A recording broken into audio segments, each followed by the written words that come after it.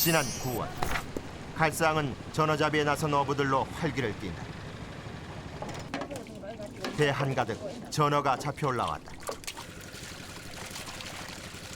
밀물과 썰물에 따라 하루에 2번 강물과 바닷물이 드나드는 이곳을 기수 하부역이라는데 강으로 올라오는 회유성 어류들과 산란을 하러 오는 해수어들로 사시사철 풍성한 어장이 형성된다. 또 주로 이제 전어하고 또 도다리, 또 농어하고 또 이제 뭐냐면 또 오돌이라고 있어. 오돌이. 예, 그리하고 저리 오늘 금년에 또 꽃게도 좀 상당히 나오더라고. 꽃게도 나오고. 근데 주로 많이 있는 거는 이제 이거 뭐 이제 섬진강은 전어 또 민물도 장어도 많이 나오고. 민물 장어도. 예, 장어 많이.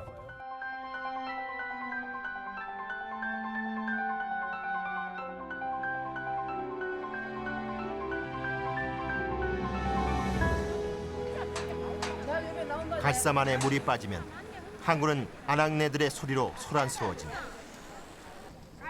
항구에서 배를 타고 물이 빠진 갯벌로 조개를 잡으러 나서는 것이다.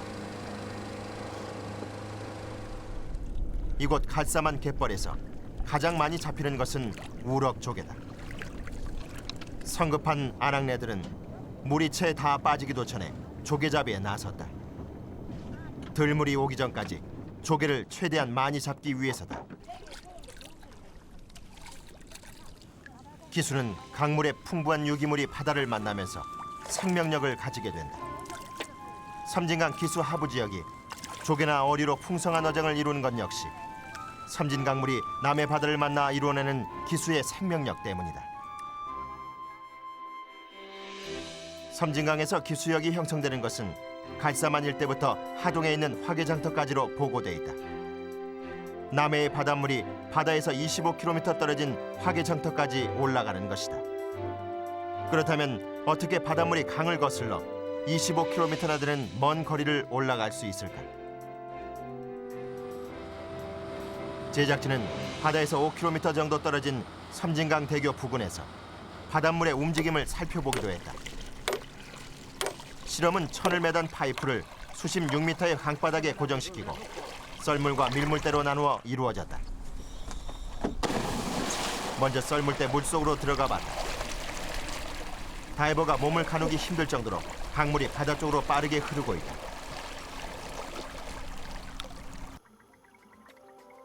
물속에서 수면 쪽 깃발은 강물의 흐름을 따라 바다 쪽으로 향하고 있다. 수심 6m의 강바닥에서도 유속이 눈으로 느껴질 만큼 빠르게 수면 쪽과 같은 방향으로 흐르고 있다. 강물 전체가 바다 쪽으로 흐르고 있는 것이다.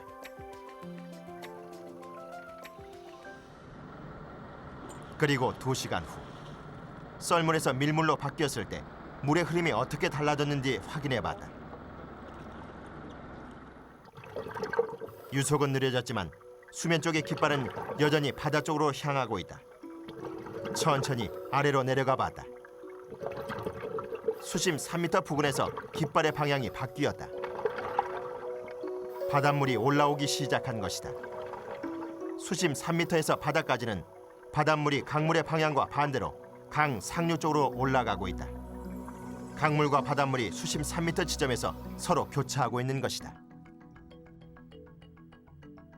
밀물일 때 수면 쪽은 강물이 바다로 흐르지만 바닷물은 비중이 무겁기 때문에 강바닥을 타고 강을 거슬러 올라가게 된다. 실제로 강의 바닥 쪽과 수면의 염분 농도 차이는 어느 정도일까? 강바닥의 염분 농도는 26%. 위로 올라가면서 염분 농도는 조금씩 떨어지기 시작한다.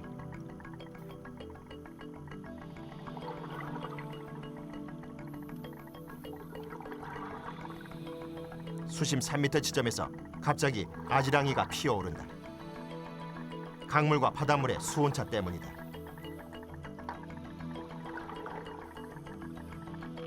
그 지점을 지나자마자 염분 농도가 급격히 떨어지기 시작한다.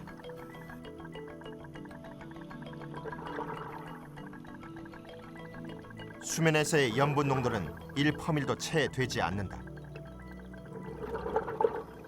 그렇다면 강물과 바닷물의 이런 움직임에는 어떤 원리가 숨겨져 있을까?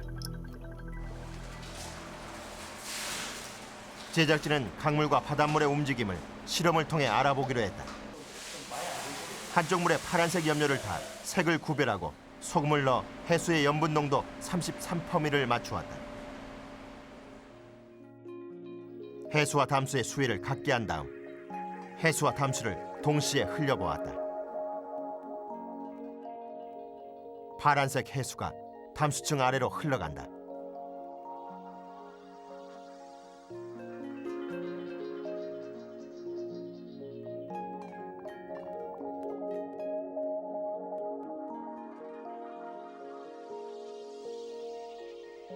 해수와 담수는 꽤 긴 거리를 섞이지 않고 뚜렷한 층을 이루며 움직인다.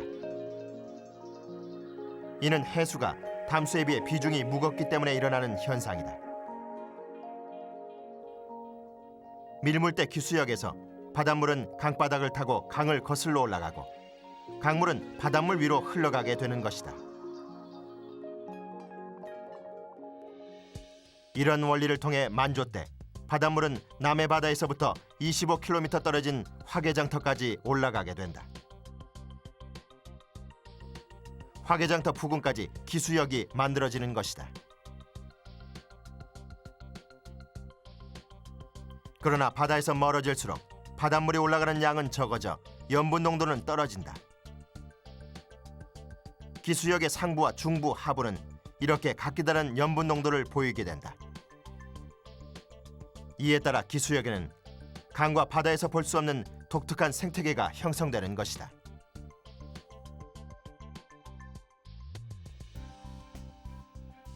한강. 우리나라에서 기수 상부 지역 생태계가 보존된 유일한 곳이다. 바닷물은 서해에서 강화만을 거쳐 70km 떨어진 신곡 수중보까지 올라온다.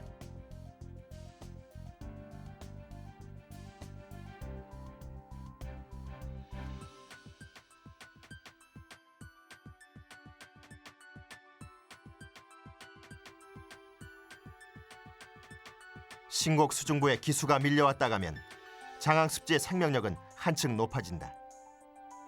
기수에 섞인 영양염이 뻘 속의 유기물을 풍부하게 만들어주는 것이다.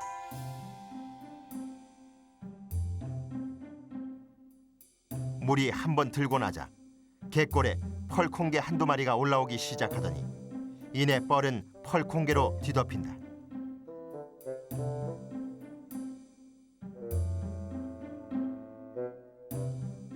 어른 손톱 크기의 펄콩개는 기수 지역에 서식하며 뻘 속에 있는 유기물을 먹고 산다. 먹이를 먹다 몸집이 비슷한 녀석끼리 영역 다툼이 벌어졌다.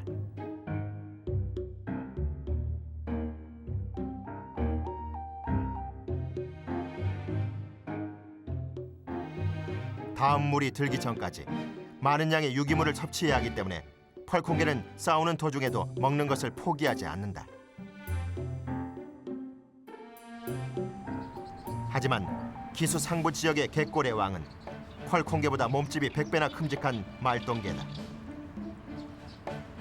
말똥개는 갯골부터 갈대와 버드나무 군락까지 기수벌 전체를 누비고 다니는 기수 상부 생태계의 군림자다.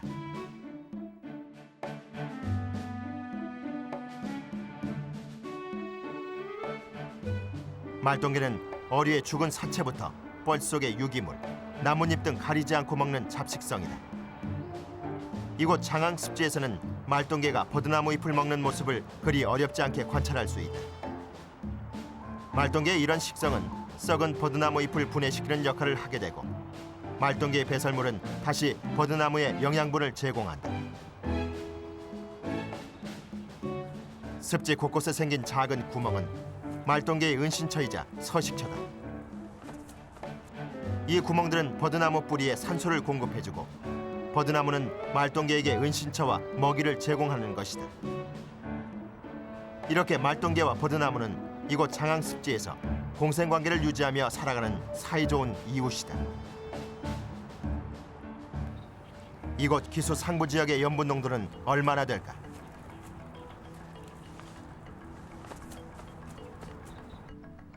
(0.1 퍼밀) 정도다.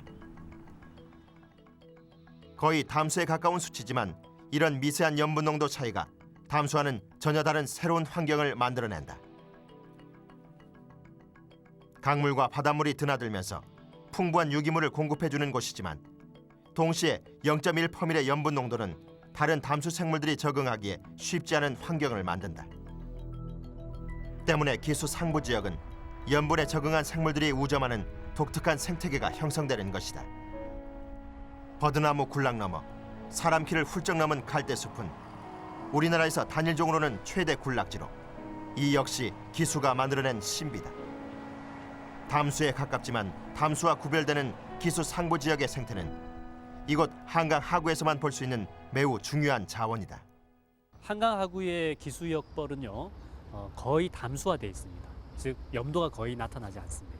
아주 비가 적게 올 때 그때만 잠깐 염도를 나타내고 있죠. 이런 것을 우리가 갯벌이라고 부르기는 어렵습니다.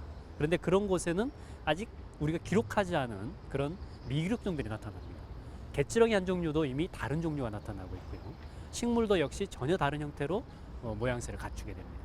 그렇기 때문에 기수역은 기수역 나름대로의 특성을 연구하고 밝혀내야지만이 기수역의 특성을 알 수가 있는데 기수역의 뻘이 중요하다라는 인식을 하기도 전에 이미 하구가 막히고 그리고 이미 그 형태가 사라져 버렸기 때문에 유일하게 지금 남아 있는 이 한강 하구 지역에서 연구가 진행이 되고 있다고 할 수 있겠습니다. 장항습지의 가을이 오면 이곳은 다시 철새들의 낙원으로 변한다. 천연기념물 325호 보호야생조류 게리는 기수벌 속에 있는 세모고랭이와 새선매자기 같은 기수식물의 알뿌리를 먹느라 여념이 없다. 노랗게 물든 갈대숲 한켠에 있는 것은 제두루미다. 세계적으로 희귀종인 제두루미는 겨울을 나기 위해 해마다 이곳 한강 하구를 찾아온다. 기수 지역에서 자라는 식물의 뿌리나 갯지렁이 같은 저서 생물이 풍부하기 때문이다. 갈대숲을 은신처로 살아가는 고라니는 물을 좋아해 갯골에 자주 모습을 드러낸다. 갈대 새순과 연한 잎이 많은 이곳 장항습지에선 먹이를 먹으러 습지를 돌아다니는 고라니를 어렵지 않게 만나볼 수 있다.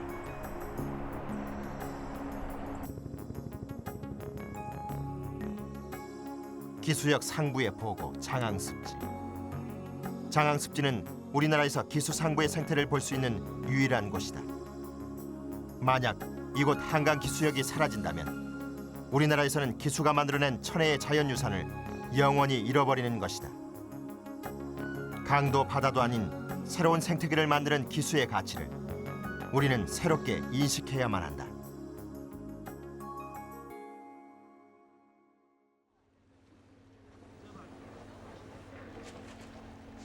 남해 바다에서 섬진강변을 따라 10여 킬로미터 떨어진 하동읍 신길이.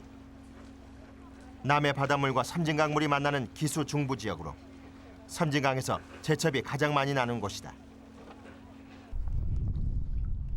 봄이 오면 물이 빠진 섬진강엔 제첩잡이에 나선 사람들로 강을 이룬다. 하동 사람들은 3월에서 10월까지 제첩을 잡아 생계를 유지한다. 기수가 없으면 살 수 없는 제첩은 이곳 섬진강에서 수천 년 동안 한 번도 사라진 적이 없었다. 매년 마르지 않은 제첩을 두고 이곳 사람들은 섬진강을 제첩밭이라 부른다. 이곳 사람들에게 제첩은 섬진강에서 기수가 만들어준 자연의 선물이다. 우리 여기의 천연자원입니다. 이거는 누가 뭐 씨를 뿌려서 나는 것도 아니고 물에 우리가 민물과 갱물이 염도가 맞으면은 자연적 제첩이 싹 생기게 됩니다. 우리 하동읍만 따진다 하더라도 연간 몇백억이 올라옵니다. 몇백억 올라오니까 그 어민들 앞에 이제 예를 들면은 조금이라도 그 산들 가간다면 마이가 가서 몇천만 원씩 가간다고 봐야지. 예. 이곳 기수 중부역의 염분 농도는 1퍼밀에서 10퍼밀 내외로 제첩은 적당한 염분과 깨끗한 모래가 있는 곳에 서식한다. 섬진강변 물이 빠진 얕은 웅덩이에서도 제첩은 쉽게 찾아볼 수 있다. 제첩은 수온이 따뜻해지는 봄부터 가을까지 10cm 이내의 모래 속에 서식하는데 수온이 낮아지는 겨울이 되면 좀 더 깊은 모래 속으로 이동한다. 제첩은 기수 중부역의 얕은 모래 속에 서식하며 물속의 유기물을 걸러 먹는다. 대개 제첩은 물이 맑은 곳에만 산다고 알려져 있지만 사실은 제첩이 물속의 유기물과 플랑크톤을 섭식하기 때문에 제첩이 있는 곳은 물이 깨끗할 수밖에 없다. 제첩이 물을 정화하는 역할을 하는 것이다. 제작진은 실제 제첩의 여가 능력이 어느 정도인지 알아보기 위해 식물 플랑크톤을 섞은 3리터의 물에 제첩 30마리를 넣고 그 변화를 살펴봤다. 염분 농도는 일반적으로 제첩이 서식하는 조건과 비슷한 5%로 맞추었다.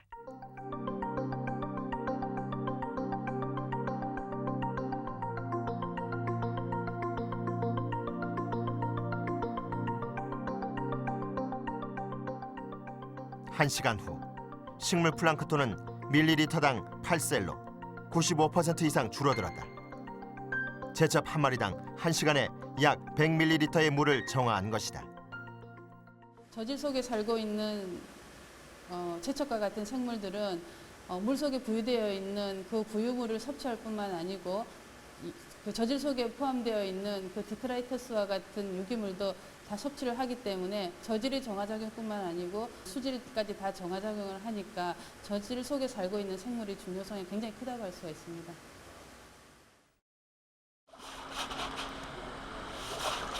제첩은 보통 기수가 형성되는 곳이면 쉽게 잡을 수 있었지만 대부분의 강 하구가 막힌 우리나라에선 이제 선진강이 거의 유일한 제첩 생산지로 남게 됐다.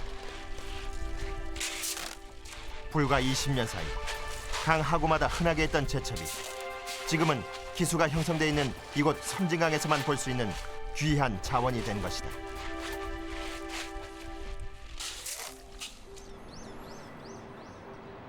낙동강. 1980년대까지 낙동강은 전국 최대 제첩 생산지였다. 그러나 이제 낙동강에서 제첩잡이를 하는 사람은 찾아볼 수 없다. 제첩이 사라진 것이다. 답답한 어민들이 혹시나 하는 마음에 섬진강에서 제첩 종패를 사다 뿌려봤지만 제첩은 모두 폐사해버렸다.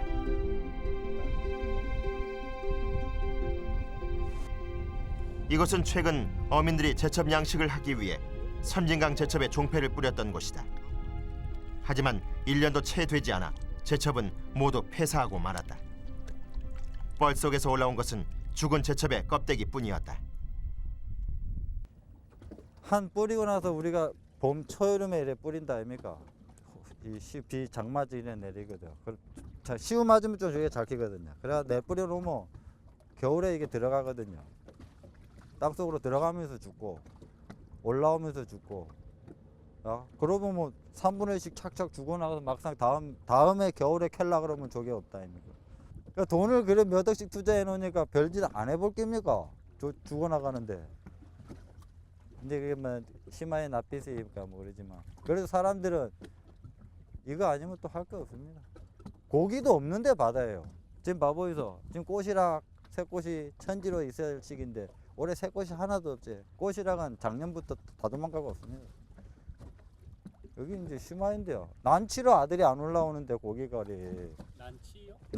알까로 다 이 수문을 열어놔고 저 위에가 알 까고 이래야 되는데 저 입구로 다 막아놓는데 아들이 이 가봐야 문 닫겠다 하고 안 온다 아닙니까? 문 닫겠는데 뭐 한다 날카롭겠니까. 1987년 낙동강의 기수역은 사라졌다. 낙동강 하구뚝이 건설되면서 강물과 바닷물을 완전히 차단했기 때문이다. 하구뚝으로 기수가 사라지자 제첩도 함께 사라졌다. 수천 년 동안 낙동강에서 살아왔던 제첩이 불과 20년 만에 완전히 멸종한 것이다. 낙동강에서 제첩을 잡던 사람들도 이제 더 이상 찾아볼 수 없다. 이것은 단지 제첩이라는 한 종류의 조개가 사라진 것이 아니라 낙동강 연안에서 수천 년 동안 이어져 오던 문화가 단절된 것이다. 하지만 더 심각한 문제는 지금까지 기수역에 대한 연구가 거의 이루어지지 않았기 때문에 어떤 종이 얼마나 사라졌는지조차 알 수 없다는 데 있다. 그러니까 환경 변화를 정량적으로 주장을 하려면은 이게 훼손되기 전에 어떤 상태였는데 훼손되고 나서는 이렇게 바뀌었다. 이렇게 얘기를 해야 되는데 그 전에는 자료가 하나도 없죠.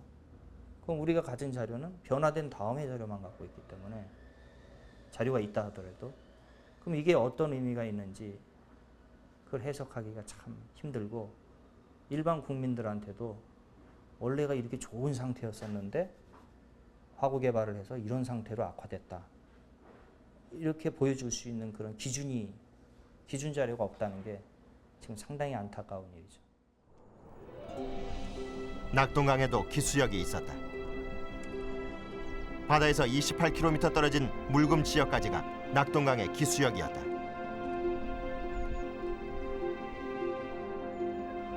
물금 지역에도 한강 장항 습지처럼 독특한 생태계를 형성한 기수 상부 지역이 있었을 것이다. 하지만 하구뚝이 막히자 0.1%의 염분 농도에 좌우될 만큼 민감한 기수 상부 지역은 가장 먼저 사라져버렸다. 물고기들의 산란도, 치어들의 활발한 움직임도 낙동강에서는 더 이상 볼 수 없는 일이 돼버렸다. 강과 바다를 오가는 어류들의 서식처는 물론 산란장도 잃어버린 것이다. 황어나 연어, 황복은 낙동강에서 이미 완전히 멸종됐다. 예, 우리가 하구를 막았을 그 당시에 우리나라가 가지고 있던 기본적인 정서는 어떤 개발이었습니다. 이런 경제 개발이 시간이 지남에 따라서 우리가 너무나 생태적으로 민감한 수심이 얕고 생산성이 높은 기수역에 있는 생태계를 많이 매립했구나라는 인식이 가해진 것은 그로부터 15년이 지난 후입니다.